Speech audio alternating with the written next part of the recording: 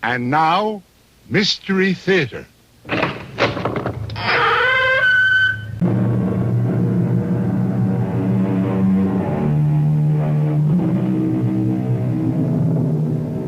in.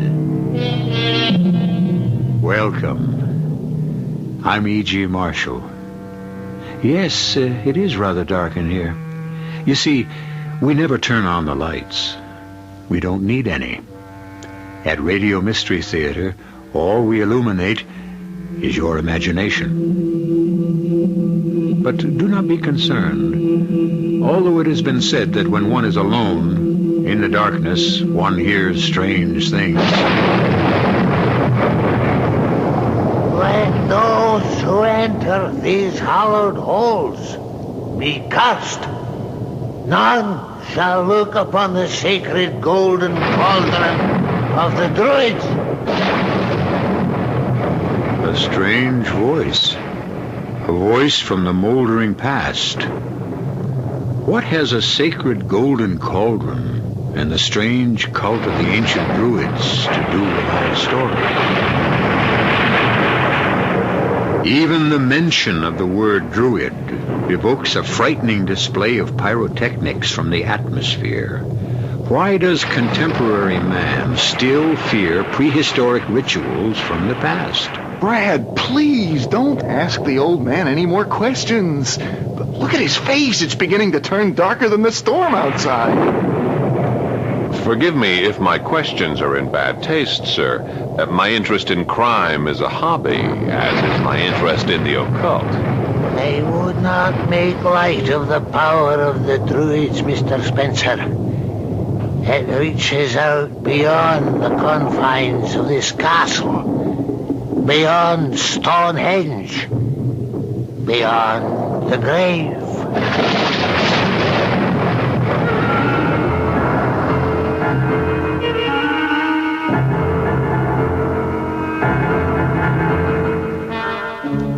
Our mystery drama, The Golden Cauldron, was written especially for the Mystery Theater by Ralph Goodman and stars Paul Hecht.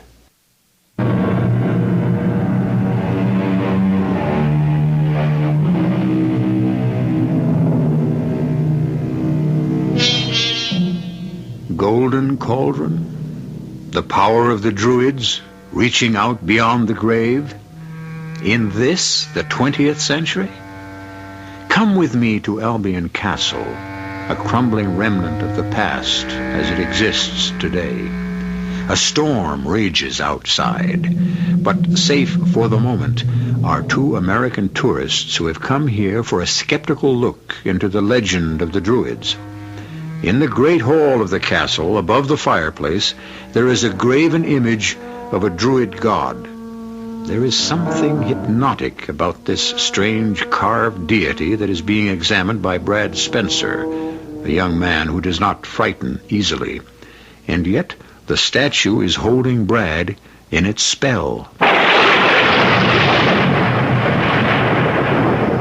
Well, Brad, I see you've met the lord of the castle. The likeness of the all-powerful Celtic god. Is that what he looked like, Peter? Well, I've never seen him, but when I guide the tour groups around Stonehenge, that's the face I describe. Looks rather frightening, doesn't he? The tourists love it. Fits the moody climate. Let's change the subject, Peter. Maybe the weather will improve. Don't tell me this Druid nonsense is getting to you. No, of course not. It might worry Dennis. You don't know how his childish mind functions. Come to think of it, I'm not too sure how it functions myself. As long as he can earn enough money to afford that brand new Rolls Royce you two arrived in, I'm sure you don't care. That's true. I'm a sponge. Soak up the wealth I find around me. Never work, if I can help it. But Dennis is no worse than I am. He didn't earn his millions. He inherited them. I can't wait to meet him. How the tour's going? Jammed as usual this time of year. But I'm beginning to lose interest. Not in Stonehenge. Oh, no. That always fascinates me, just as this image of their Celtic god seems to fascinate you. You may be bored with your work, Peter, but I find this crumbling old castle an endless source of amusement. Amusement? Research, old buddy. You may be interested to know that I'm getting close to the solution of the ancient Albion mystery. Don't tell me you're still checking out that old legend. Legend, Peter? Or fact? You must have picked up a lot of information about the Druids that could be of help in clearing up the strange legend about the tragic death of the Archdruid Albion and his secret love, the beautiful Helen.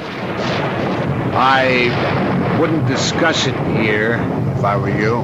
Brad, where are you? Here, Dennis. Oh, thank heaven. I thought I was alone in this spooky place. What's going on out there? An atomic blast? Relax, Mr. Wentworth. Just one of our usual summer evening showers. Oh. You know my name? I mean, you had most of it, only you left out the third. The third? Yeah, Dennis Wentworth the third. Don't think grandfather was happy with the first two. That's why he left his fortune to Dennis. Well, it's not a fortune, but it's enough. I think I'll go back to my room. Now, wait. We're going to have some brandy. Look, I'll be out in a minute, as soon as I change my shirt. Oh, make mine a double. Now to get back to the legend. No need to get the facts secondhand. That old car out there, the one that just pulled up in the driveway, Yeah? it belongs to Siculus. Who? Siculus. Siculus Lothbridge, one of the oldest residents of this area. Some believe he was once an archdruid himself. You don't say. I'd like to meet him. You will. He haunts this castle. Haunts it? Nice old guy, but a sort of fanatic. Knew the Albion clan personally, they say. He keeps coming up here in search of the lost cauldron. Lost cauldron? Yeah, the golden cauldron engraved with the head of a Celtic god. He believes it's buried with the skeletons of Albion and the witch Helen. Now I know I want to meet him. The housekeeper will make the introductions. We're very formal around here. Basil, we have guests. Please attend to the front door. Yes, Mistress Margaret. Ah, Siculus, so good of you to give this young lady a lift from the inn. Oh, yes, in all this downpour. You have no idea how I appreciate this. Oh, it has been my pleasure. Youth and beauty has always brightened the eyes of the ancients. You mean like the beautiful Helen affected those who looked upon her? Who is this stranger? Don't be angry, Siculus. He's a guest, a visitor from America. He meant no insult. None at all. Peter, Mr. Brooke here was just discussing an old Druid legend, and I was... Oh, this is Mr. Brad Spencer. You, of course, know Peter. Yes, we have spoken on occasion. Mr. Spencer, this is Siculus Lothbridge, a respected elder of our community. Most happy to meet you, sir. See to the young girl, Margaret. She is chilled to the marrow. Yes, Siculus. Basil, take the young lady's bags to the upper floor. Oh, just a moment, please. I don't mean to cause any trouble, but my letter specified a room off the Great Hall. We didn't receive any letter. Well, then, how did you know that I was arriving today? Siculus foretold of a third visitor. A young woman, tall, slender, with blonde hair. Well, the man's amazing. All we have is a room on the upper floor. Wait a minute. Would you like my room, Miss... Julie Chandler. Yes, I would, Mr. Spencer. Oh, then it's done. Basil, you may show the lady to my room and place my bags on the upper floor. You're sure, sir, that this is not an inconvenience? Ordinarily, yes, but for an unexpected third visitor, tall, slender, with long blonde hair, who am I to tempt the wrath of fate? Thank you again, Mr. Spencer. Oh, Brad, please. Brad. I'll just hang on to this small bag, Basil. You may carry these others to Mr. Spencer's... I'm sorry. I didn't mean to bump into you like this. My name's Dennis. Mine is Julie. You dropped your purse, Julie. Here it is. Thank you, Brad. Oh. You see, you two are already acquainted. I was just coming out of my room. And I was going into mine. It looks like you and I are going to be neighbors, Dennis. Mr. Spencer was nice enough to trade rooms with me. Oh, terrific. See you later, gentle. Yeah. Wow. Beautiful blonde in the room next to mine. Thanks, Brad. Things are looking up. Try looking in this direction, toward the fire. We have another visitor who's not so pretty. Oh, the old man? Yeah, just arrived with Miss Chandler. You're right, he isn't pretty. Wow, what a weird face. Must be over 100 years old. Make yourself at home, gentlemen. And you, Siculus, of course, are always welcome here. Thank you, my lady. I am merely the housekeeper here. With the soul of a lady, nonetheless. Basil will bring some brandy. If you'll excuse me, I have my work to attend to. Oh, certainly. If the fire burns low, please tend to it, Peter. It's the only source of heat here. I will, Margaret. Rather attractive for a housekeeper. She's been looking after this place since Sir Lawrence left. Introduce your friend to our visitor from the village, Brad. Oh, yes, Mr. Lothbridge. This is Dennis Wentworth III. Pleasure to meet you, Mr. Lothbridge. What do you know of the Druids?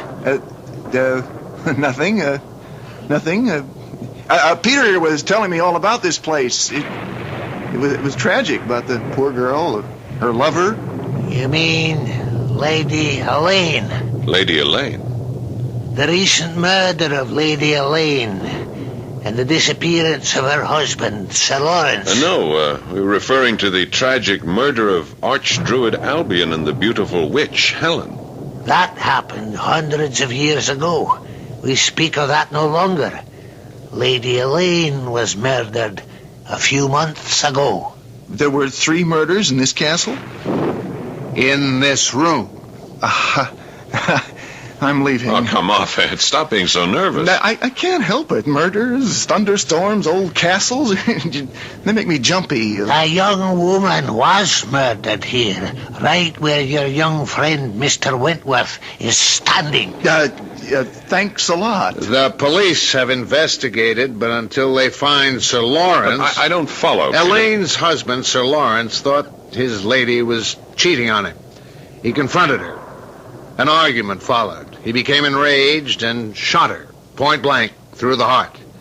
Death was instantaneous. And the murderer, Sir Lawrence, is missing? Yes, he's still at large. He could be hiding somewhere around nearby in the caves or in the village. Brad, you sure you don't want us to leave? Just when things are starting to get interesting. A poor girl has been foully murdered. Why do you find this interesting? Oh, I'm in sympathy with the girl. But the thought that the murderer is at large, possibly stalking this castle, his castle... This is Archdruid Albion's castle.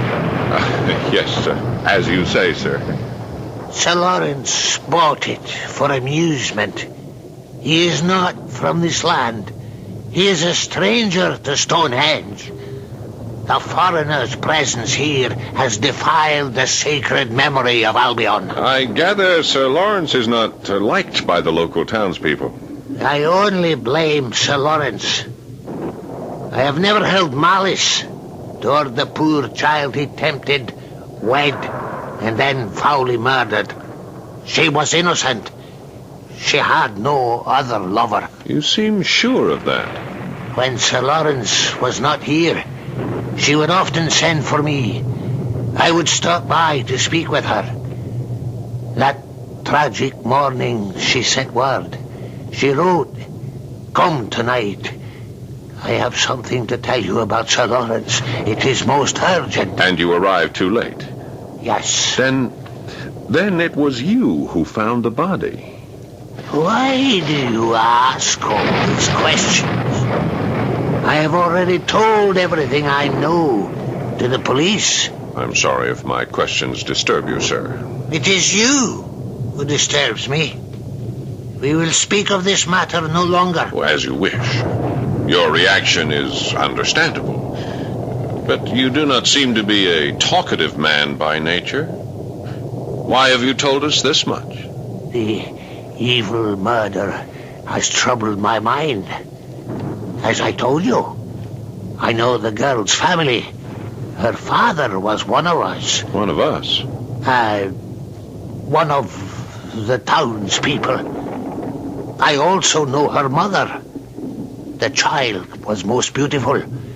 Her angelic countenance was known to all who live on these hallowed grounds. Of course, you are referring to the hallowed grounds of the Druids. You speak of it often, as though you are privy to personal knowledge of the Celtic cult, their rites, their rituals. I understand they practiced human sacrifices. Let's not get into that, Brad, or this murder. It's really none of our business. We just came here for a little sightseeing, right? Right. Oh, tell me, Mr. Lothbridge, you say this murder took place a few months ago and that you arrived the night when the... I must take my leave now. I would not be here at all if I had not come to bring the unexpected visitor, Miss Chandler. Whom you somehow expected. Who is she, Mr. Lothbridge, this Julie Chandler? Has she been to Stonehenge before? Brad, please. Mr. Lothbridge is tired, Brad. He'd like to be on his way back to the village. And so would I. Would you give me a lift down the mountain, Siculus? Oh, yes, come. But we will speak of no murder. So, good night, Mr. Lothbridge. Forgive me if my questions were in bad taste. My interest in crime is a hobby, as is my interest in the occult. I would not make light of the occult, Mr. Spencer. The power of the Druids dates back to the Stone Age. It reaches out beyond this castle, beyond Stonehenge, beyond the grave. Well, Brad, looks like you made another friend. We're going to need all the friends we can get.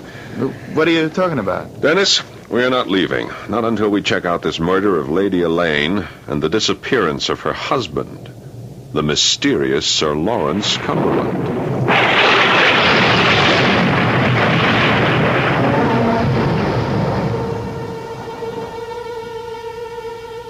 Well, what have we here? 3 skeletons that haunt the infamous Albion Castle. 2 from one century and 1 from this. Perhaps the inquisitive Brad Spencer will enlighten us as to the reason for this recent crime of violence. I, for one, hope he hurries before the trio of corpses turns into a quartet, or a quintet, or a... Well, one thing we know for sure. In a moment, we will be back with Act 2.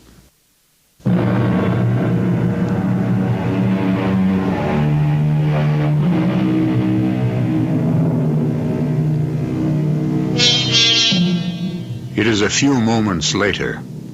Dennis is still staring at his friend Brad in disbelief.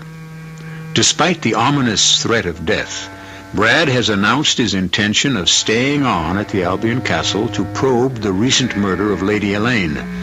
The impulsive decision has frightened Dennis. You can stay on and check out these weird people if you like, Brad, but not me. I'm too rich to die. Well put. Shall we see if Dennis has nerve enough to walk out the door into the night, knowing that the murderer, Sir Lawrence, may be lurking somewhere out there? You're being childish about this, Dennis. Okay, I'm being childish. I tell you, we're perfectly safe here. Yeah, so far. What does that mean? Well, I mean, I have a funny feeling we've been lucky up till now, but if you keep asking questions, If these weird people, as you call them, interest me, if you don't ask questions, how do you expect to find anything out? Well, that's what I'm afraid of, finding something out. Once we know something, we're really in trouble. What was that? Oh, relax. That's just Basil with our brandy. Where? Oh, excuse me. Sorry, Basil, old man. I moved softly around the old place. I do not wish to disturb people. Oh, that's thoughtful of you, Basil. Oh, I see you've already poured our drinks. Yes, sir. Mistress Margaret is most particular about how I serve the guests. Yours, sir? Oh. And one for you. I do hope you'll find this to your liking. Thank you. Oh, tell me, Basil, what happened to the dog? The dog, sir? What dog? Well, I noticed an empty enclosure near the driveway when we arrived yesterday. A dog run. The name Bruno engraved on a metal plate on the wire fence. Oh, the dog. I'd forgotten for a moment. Poor Bruno. It was Sir Lawrence's dog. Oh, what happened to poor Bruno? He died. A lot of poor things seem to die around here. How did Bruno die? We had to destroy him. After Sir Lawrence ran off, the animal howled all day long, refused food and drink. He acted strangely. What do you mean, acted strangely? It would no longer enter the castle. Used to sleep there, by the fire. But after Sir Lawrence ran away, it would no longer sleep there. Oh, where did he sleep? Out there, in the courtyard, on Albion's grave. Strange behavior. Howling. Became a nuisance. Mr. Lothbridge prepared a potion, a gentle poison. I fed it to Bruno. I thought you said it refused food and drink. Well, by then, it was too weak to resist. The poison was lethal. It just went off to sleep. Never woke up. If you gentlemen need anything else, please listen. Oh, yes, thank you. But I warned you, Brad. You ask funny questions, they serve you funny brandy. Your imagination is running away with you, Dennis. There's nothing wrong with this brandy. If you're worried, I'll drink mine first. Yeah, this is delicious. You sure it's okay? Fine. Go on, take a sip. It won't kill you. Bad joke, Dennis. But drink up. You look like you need a drink. I do. Okay, here goes. Sure needed that. This place gives me the creeps. Yeah, so I've noticed, particularly when I was asking old Siculus a few questions. There's only one person I'd like to ask a few questions of. Oh? Yeah, Julie Chandler. Did you get a look at that chassis? I'm dying to ask her 3 questions. Address, phone number, and if she's married or single. Have another brandy. Yeah, I think I will. The stuff is great. Better make it a double. Why? Here she comes. Yeah. She slipped into something more comfortable. For her, not for me. Good evening, Miss Chandler. Hello. I must say, you look rather nice tonight. Thank you. So do you. Yeah. Oh, allow me to introduce myself. My name is Dennis. Dennis Wentworth III. I know. We were introduced when I arrived. Oh, yeah, of course. And your friend's name is... that doesn't matter. He's a bore. A complete bore. Oh. May I pour you some brandy? Yes, thank you. It's okay. We just tasted it. I mean, it's a fine brandy. Brad, if you'll excuse us, the young lady and I... Brad, that's it. Brad Spencer. Is something wrong with her? No, just restless. May I sit down? Oh, please. Oh, thank you. You were saying, Julie, may I call you Julie? Certainly, Dennis. About this being restless. That's why I decided to travel. See new places. I've read about Stonehenge and heard about this old castle that's been turned into a sort of inn by Sir Lawrence. And I decided to come here while I was traveling abroad for, the novelty of it. Now, Julie, you know that's not true. Isn't it, Brad? No. You've been here before. You knew of the rooms off the Great Hall, and the name Sir Lawrence isn't mentioned in the travel folder that suggests this inn, as you call it. You haven't been traveling abroad, Miss Chandler. You live abroad. In Ireland. Dublin, as a matter of fact. Well, how would you know that, Brad? Miss Chandler dropped her purse when we were exchanging rooms. I swiped her wallet. Oh, here you are, Miss Chandler. And I thought you were honest. I had hoped you were, too. It's seldom I meet a man who is interested in more than he sees. Thank you. Tell me, Brad, what do you do for a living? Live. Don't you work? At living, yes. How do you feel about me at this very minute? fascinated. That's encouraging. I'm glad I took the extra time to put my face on just right. Well, it's not the face I find fascinating. Not that it isn't a very pretty face. It's what's behind that beautiful mask. What's going on inside that lovely head of yours. Still the analytical male. Haven't you ever made a decision that was impulsive? Yes, once. I discovered it was a foolish one. Would you like to kiss me? Impulsively or analytically? Any way you choose. Wait a minute. You two just met. You're not gonna... Yes, you are. I found that exciting. I find this depressing. Did it do anything for you, Brad? I don't know. Let's try it again. All right. I don't know. That's what I call a kiss. That was a shot, you fool! The window is shattered. Yeah, it came from outside the castle. Okay, get down, both of you. Whoever that is, he's lurking outside. Sir Lawrence. Perhaps, but how did you know about Sir Lawrence? Well, they told us when... They didn't tell her. The front door. It's opening. Peter! Siculus is with me. Is everyone all right? Well, I thought you left. We did. But Siculus had a strange premonition. Said he felt the presence of Sir Lawrence in the wooded area beyond the castle grounds, so we returned. I could feel the evil nature of the man. Remain silent. The link between the living and the dead is still here, just outside this room. Mr. Spencer, Peter, what is happening? That noise I heard. That was a gunshot fired at a distance of, I would say 100 yards or so from ground level. Ground level? Wow, but you would know that. Simple.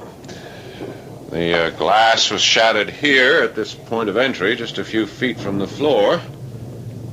And the bullet spent itself here above the fireplace, just over the head of the druid god. Just took off one of his ears. Sacrilege! May the heavens might revolve and the evil be bound by chains to eternity. Oh, man. I mean, look, let's call the cops and get that guy. We have no telephone. This is an isolated area. The castle was renovated, but it has been impossible to string phone wires up the mountain so that we could have contact with the outside world. Oh, great. That means we're on our own. Sitting ducks for Sir Lawrence. If that was Sir Lawrence out there. What does that mean, Mr. Sherlock Holmes? Well, simply this. We aren't sure just who fired that shot as yet. Are we, Basil? I beg your pardon, sir? Where were you and Mistress Margaret when the shot was fired? I resent that implication, Mr. Spencer. I'm not implying anything, just sifting through the facts. In that case, I suppose I'm a suspect, too. Well, I didn't say that, Peter. Well, I was out there with Siculus. If we continue along this line of reasoning, both Siculus and I could have... No, perhaps one of you, but... Mr. Lothbridge, did you let Mr. Brooke out of the car before you reached the driveway? Yes. I felt a presence. I could sense something was out there. Mr. Brooke asked to be let out so he could look around. And you two separated? Yes. And then you heard the shot? Yes. I see. Well, then you are right. It could have been them. No, I never said that, Dennis. Nor did I say it could have been Basil or Mistress Margaret. Mr. Spencer, we are not amused. I am. Intrigued. And innocent, of course. Can you prove it? I was standing right here next to you when the shot was fired. What about that gun you carry in your purse? You'll find it's not there anymore, Miss Chandler. What? You're right. It's missing. How did you know I had a gun in my purse? If you recall, when we exchanged rooms, you dropped your purse. I picked it up. As I handed it back to you, I noticed it was rather heavy and felt a slight bulge, the outline of a snub-nosed .38 revolver. You are observant. And this spent bullet, embedded here in the wood paneling above the fireplace, came from a .38. Quite possibly your gun, Julie Chandler. I must say I'm impressed, Mr. Spencer. Well, then, that leaves just two of us who aren't suspects. You and me, Brad. Unless you suspect me. No, Dennis, you're safe. Then you are saying that one of us may somehow be involved in this incident. I'm sure the man is joking. I, for one, care not for a man's jokes. And I say to you again, beware, ye who enter Albion's castle. Those of you who would mock this uneasy resting place will perish among these ancient stones. This is holy ground, coveted by the Celtic god. Agreed. But in case the druid god forgets to covet this place, I suggest we send someone for the police. He's right. We should not wait another minute. All right, then it's settled. While the others remain here in guarded silence, one of us will leave immediately and inform the authorities. One of us. Yes, Peter. But who?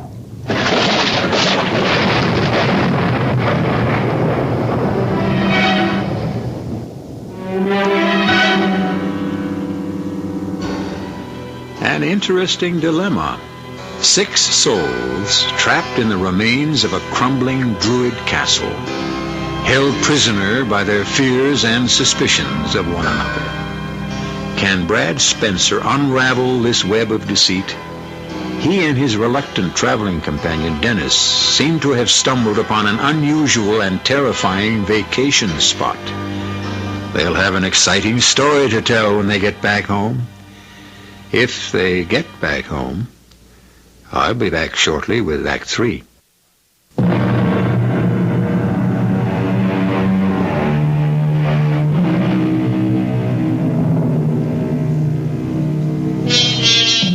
The mysterious shot fired at Brad Spencer has aroused his instinctive suspicion of those around him. It seems Brad is by nature an inquisitive man, a man who asks questions, perhaps too many questions. However, the shot that narrowly missed him and the spent bullet that embedded itself into the wall does not seem to disturb Brad. Let's find out why. Did I hear you right, Brad? A shot was just fired at us by a murderer, and you say we're perfectly safe here. I didn't say perfectly, Dennis. If that shot was fired by Sir Lawrence, we are safe. But it was fired by someone in this room. I resent that accusation, Mr. Spencer. I have warned you all, but you would not listen. There is more than murder afoot in this castle. Until the golden cauldron is found and returned to the Celtic god of the Druids, none of us are safe here. Siculus, please. Mr. Spencer has a right to be uneasy. That shot was obviously meant for him. But it was fired by Sir Lawrence, Brad. I can vouch for these people. It had to be Sir Lawrence. If you're right, there's no need to panic. I still don't see why. That shot wasn't fired to kill anyone. It was meant to scare us. And notice how flattened out this spent bullet is? Yeah? It was fired from close range, almost as close as the shot that killed Lady Elaine. Well, maybe Sir Lawrence missed. Yeah, not likely. The light in here was bright enough for an expert marksman like Sir Lawrence. How did you know Sir Lawrence was an expert marksman? Oh, this rifle cabinet and these marksmanship trophies belong to the master of the castle, do they not? Yes, they are his. I see. Then you were just trying to be amusing again when you accused us all. Oh, no, Peter. Just testing the ground. Yeah, well, let's stop testing while we're standing up on the ground instead of lying in it 6 feet under. But somebody go for the police? Okay, you're right, Dennis. This is no longer a game. Why don't you get into your role? Peter, Spencer does not control our destinies. I will drive you back to the village. The townspeople must be told of Sir Lawrence's return. Are you coming, Peter? Yes, Siculus. Are you sure you'll all be all right? We have Sir Lawrence's rifles. Good. We'll be back with Inspector Heath as soon as we can.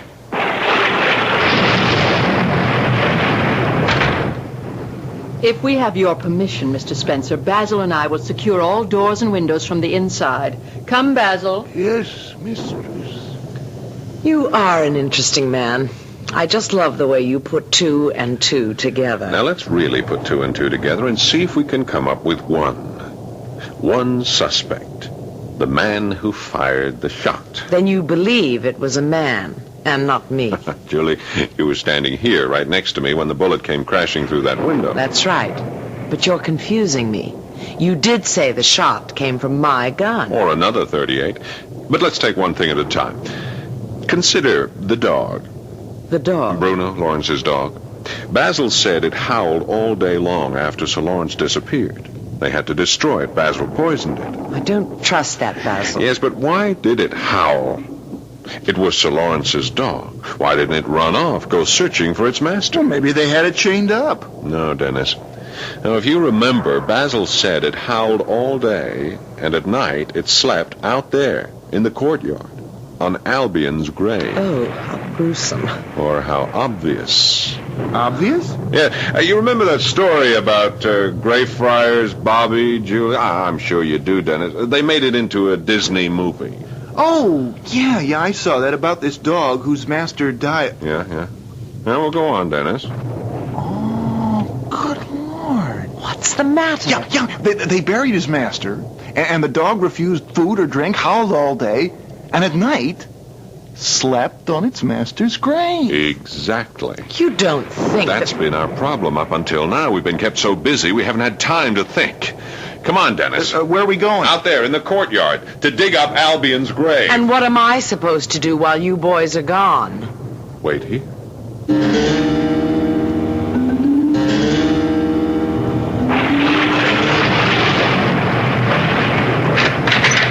Are you all right, Julie? I am now. It's almost midnight. You've been gone a long time. What did you tell Basil and Margaret while we were gone? I didn't see Basil or Margaret. This place has been as quiet as a tomb. Oh, hey, don't mention that word. Then you found something out there at Albion's grave. Yeah, we grabbed some shovels from the garage and... Wait, Dennis. Keep your voice down. We still don't know whom we can trust around here. And that includes Julie. Me? Well, you know all about this castle. You're familiar with the rooms, the grounds. And you've met Sir Lawrence, too, haven't you? Yes. What did he look like? Did he have a rather large mustache, long sideburns, and a prominent scar on his face? Yes. Have you seen a picture of him? No, we just saw him. Him? He's buried in Albion's grave. Oh, no. Yeah, we only had to turn over a few spadefuls of soft earth, and first this hand came through, and then the arm, and then his head. Yeah, it was a hurried job. I can't understand why they never moved him. You said they. Do you think there was more than one murderer? Well, there might have been. But Sir Lawrence was a rather large man. At a dead weight, it would take 2 or even 3. 3? I'm just guessing. Yeah, would you mind if we just said 2? Basil and Margaret.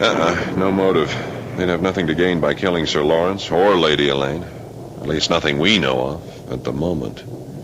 No, whoever did it was desperate. It took a lot of nerve to bury Sir Lawrence in Albion's grave. They knew no one would dig it up. Not in this town. Except 2 tourists like you and Dennis. Wait. What if Sir Lawrence didn't kill Lady Elaine? Well, it's ridiculous. Everyone said that... Everyone in this household.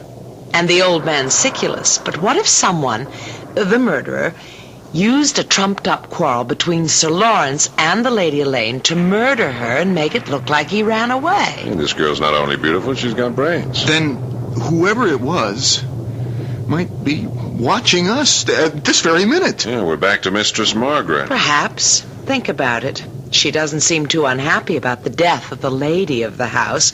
With Lady Elaine and Sir Lawrence both out of the way, this house can be run the way she wants it to be run. Yes, temporarily, perhaps. But eventually she'd have to give it up.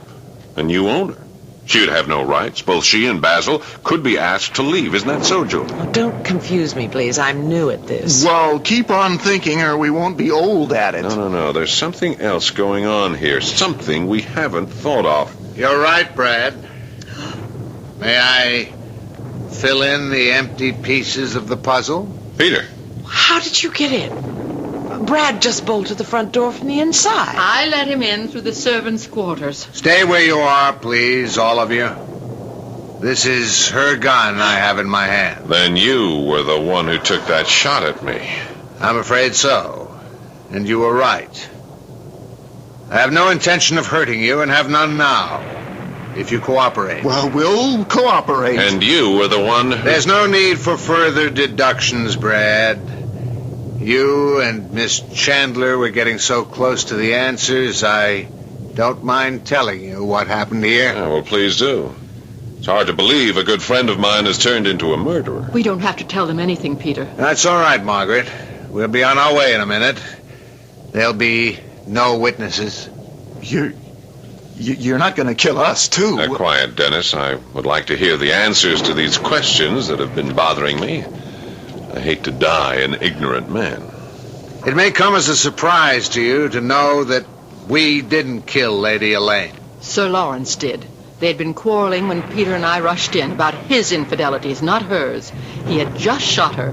She died instantly. I struggled with him for the murder weapon, a .38 like this one I'm holding. And he died in the struggle. Margaret helped me bury him. Siculus and Basil were in the village that night. They knew nothing of what went on here. I believe you. Well, I'm sure you do, Brad. But you don't, Dennis, nor do you, Miss Chandler. And a jury won't. But if Brad trusts you... You're wasting your breath, Miss Chandler. Peter and I have talked this over. We've decided to trust no one except each other. You and Margaret? It's been that way for some time. Sir Lawrence is dead, and I can't be here when the police arrive tomorrow. There'll be too many questions to answer. What have you done with Siculus and Basil? We left them tied up in the wine cellar. After we leave, you can release them.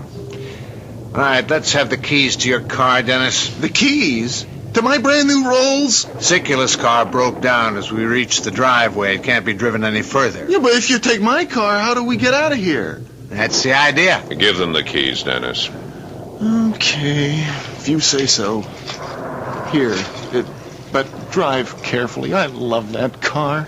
Let's get out of here, Margaret. It'll soon be daylight. I'll be happy to be rid of this awful place.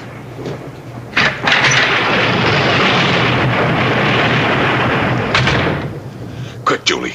Bolt that door from the inside. And Dennis, run to the servants' quarters and bolt that door shut again, too. Right. Good thinking, Brad. And while you're there, Dennis, release Siculus and Basil from the wine cellar. This castle is secured, Master.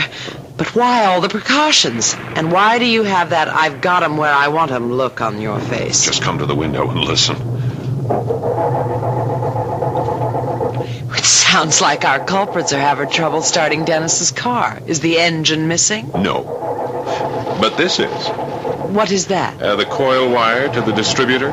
I removed it when Dennis and I were in the garage. The car won't start without it. You knew Peter and Margaret would not be able to get away all along. But I had to give them a chance to make it their decision. None shall escape this castle of eternal death. You shall pay for your sins. Sounds like Dennis released Siculus and Basil. This calls for a drink. Right, Julie, but keep away from the windows. Peter still has your gun, and he must be getting angry by now. I don't blame him. Margaret is beautiful, but having to spend a night in the garage until the police come is nowhere near as romantic as spending the night by the fire with you. Until the brandy goes.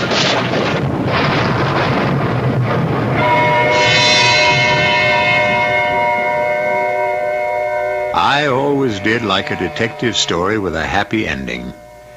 And having faith in the jury system, both here in America and abroad, I am sure both Peter and Margaret will soon be free of the haunting memory of Albion Castle.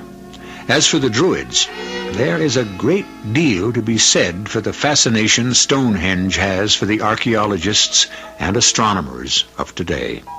The message of the Druids is still with us. I'll be back shortly.